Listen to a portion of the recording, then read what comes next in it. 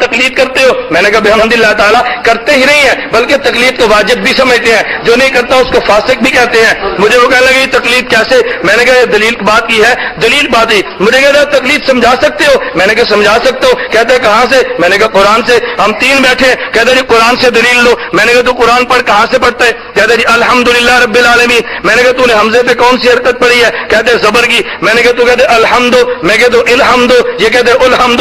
بتا میری الحمد غلط ہے، تیرا الحمد ٹھیک ہے، تو مجھے دلیل لے۔ نہیں سمجھے؟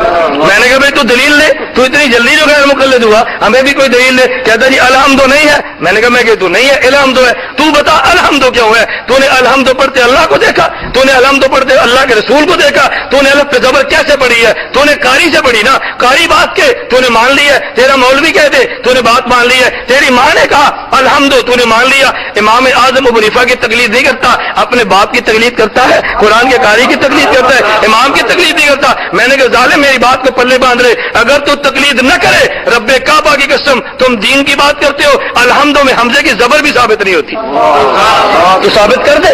میں نے کہا مجھ سے کہہ دے۔ میں کہ تو میرے پاس دلیل موجود ہے، الحمد میں زبر کیوں پڑھتے؟ ہمارے پاس دلیل ہے، ہم نے نحو پڑھی، ہمیں موجود ہے حمزہ وصلیہ جو مفتو ہوتا ہے ابتداء کلام میں، میں تو دلیل دے لوں گا، لیکن اگلی بات یاد رکھ لے۔ میں کہ تو بات یاد رکھو، تقلید کہتے کسے ہیں؟ تقلید اس کا معنی ہوتا ہے ایک بات دلیل ہو، آپ بلا مطالبہ دلیل مان لیں، اگرچہ بعد میں تمہیں دلیل بھی مل جائے